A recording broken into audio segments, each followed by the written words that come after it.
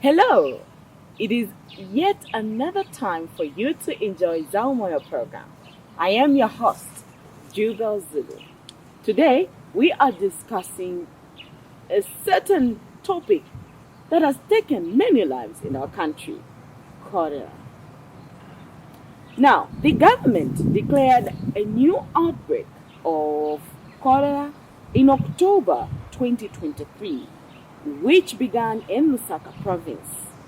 And as of 27th February 2024, 20,176 cases have been recorded and 691 deaths have also been recorded.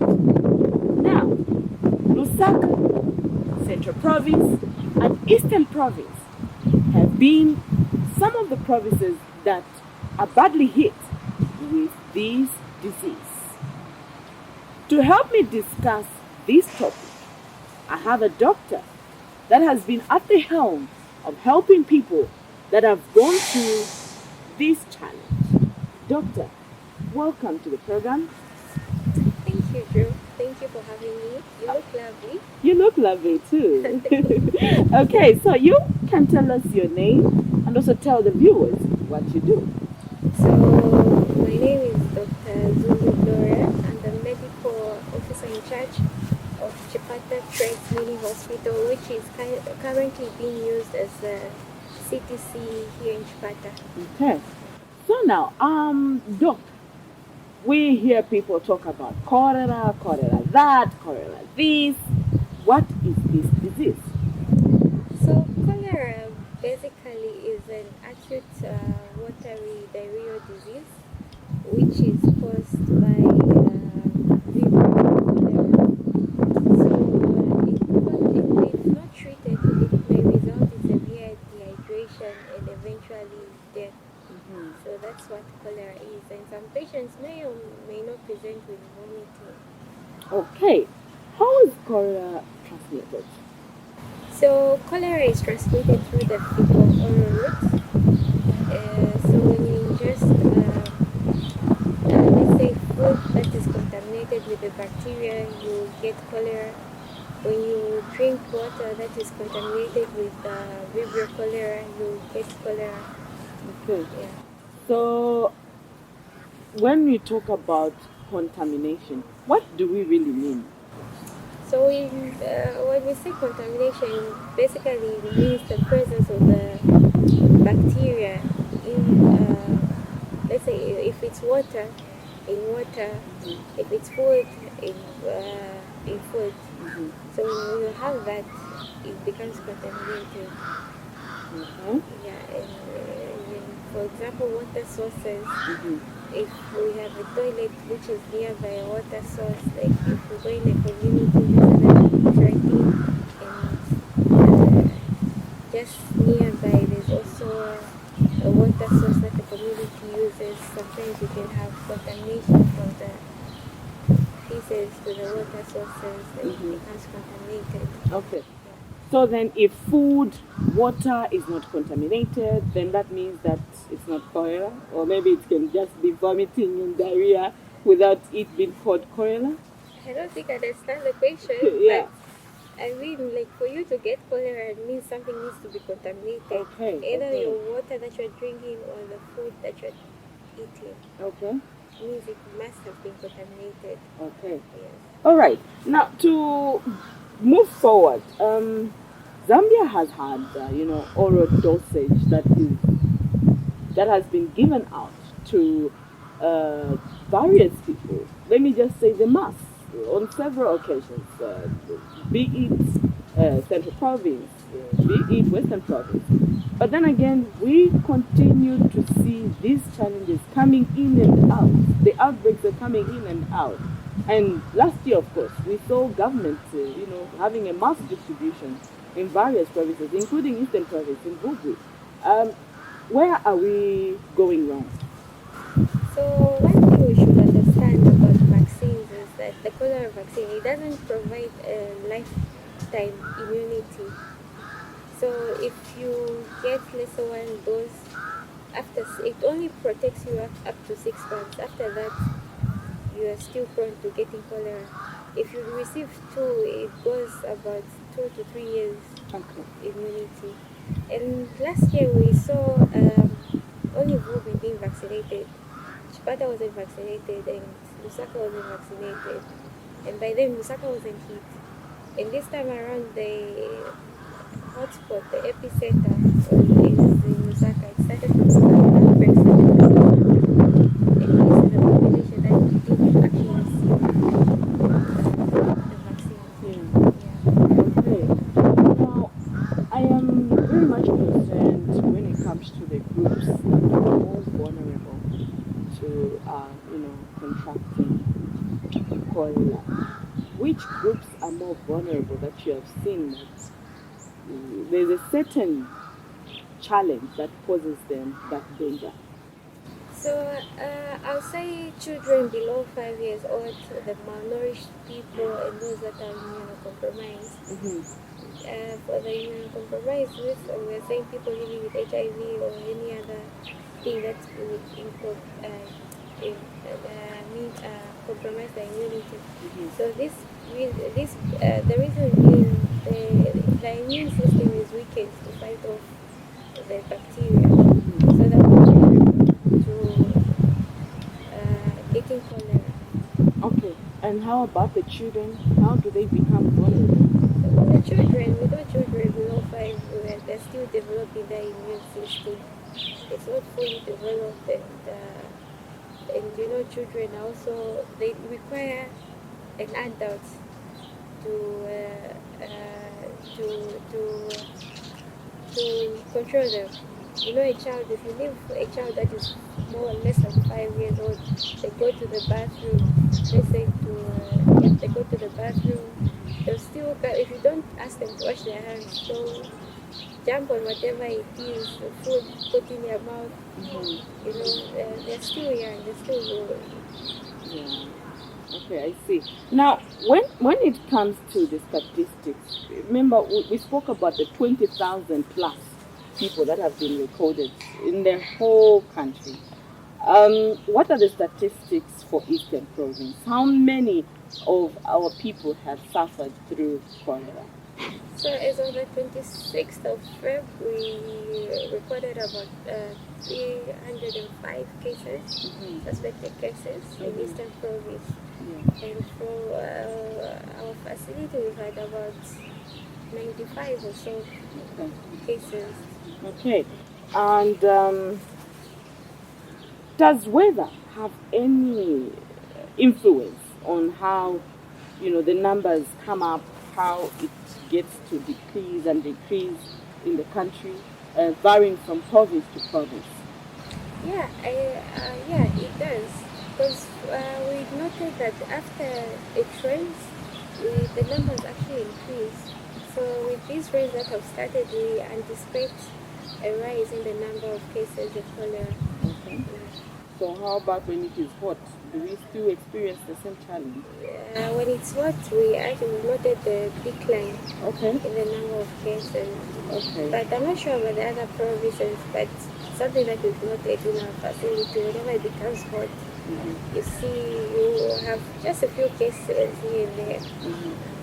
When we visited your center, you had also put on the protective gears, and some of the people that we found there were putting on the protective gears.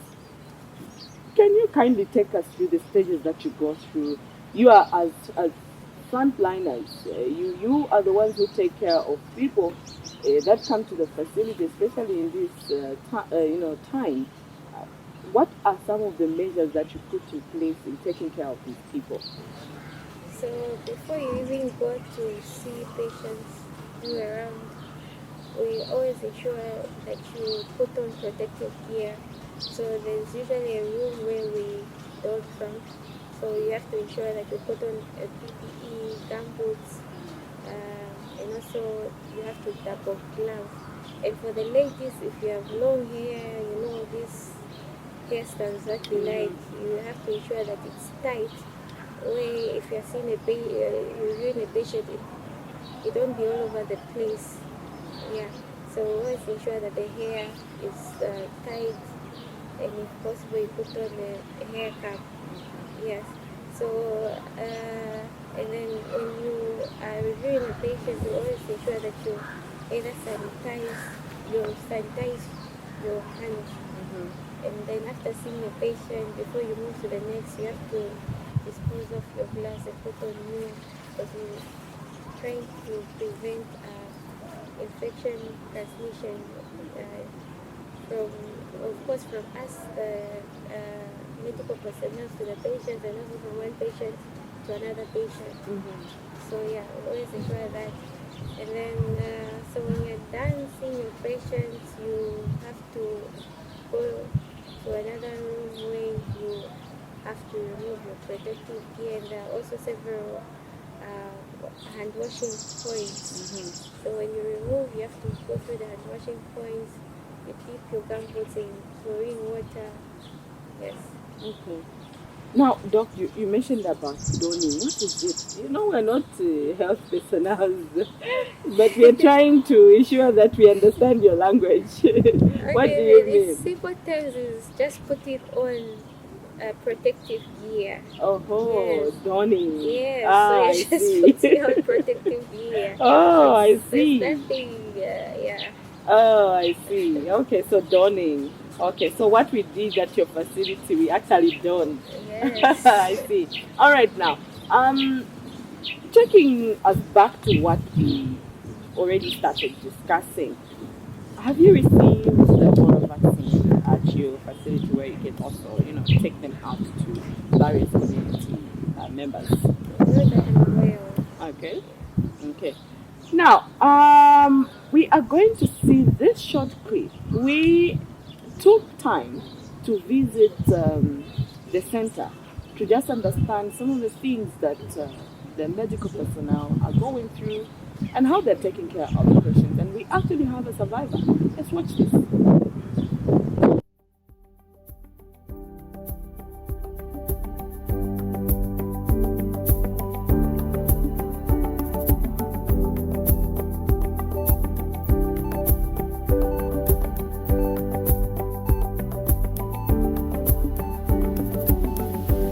Nedwala Wednesday, then we have 3 days. The first day basa tunampata green, ORS na madrip ya Mungauzeko chinji mukaenda kung'ana. Ingawa ulifika bonka na ukonga kwa afunga matwele tukukirima bachotele tusamba kumanja bakabule basankala open kankala chimbala sakira kule kumufundisha aho nene kama jabiti wenithandisa bona ebale bito yose nebeza kuma doctor adama siwo kokelele Pemholano kwa government mpempa bwanji. Nati muntakalola kufunga kumpasa makwala asaligire bamyaka kufunga pitilije ukereka makwala tumutakopolo tukufuna. Welcome back. You have seen for yourself. That was a survivor, and she's very happy to actually go back to her home. And also, she's also mentioned that she will tell others about how to take extra good care of your environment and also being hygienic. Doc, what do you say about this video? It's impressive. Yes. Yeah. Yeah, It and she's shows- actually praised you. You have been doing a great job working together as medical personnel. So our team has been working to ensure that we give the best quality care to all the patients that we receive, and yeah, it's been good so Yeah. far. So far, the job done has been great. Yeah.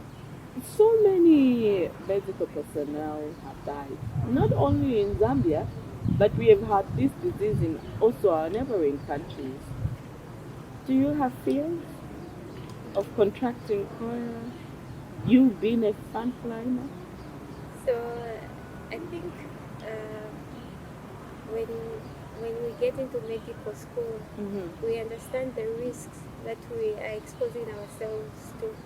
You know, my parents, I don't know how many times they've called me just to wish, and if it's my daddy's or Yes. whatever, Are you Are you okay? observing Yes. the hand washing?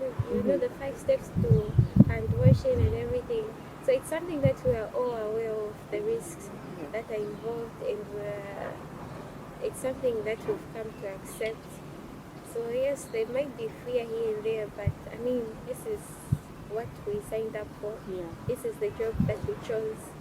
Uh, what keeps us going is the passion and the passion, the passion that drives us of being able to help patients, to see them recover, regardless of us putting ourselves at risk. Mhm.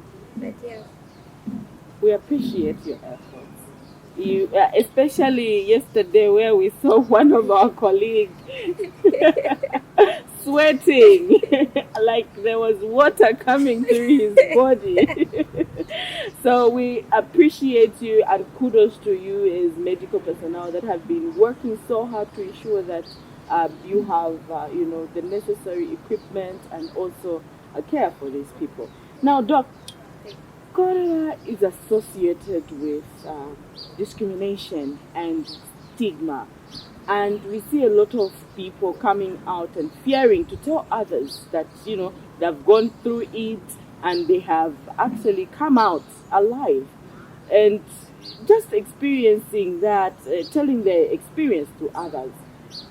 As a facility, is there something that you're doing to just ensure that they are sensitized, and even if they go back to their families, they will still go back to normative?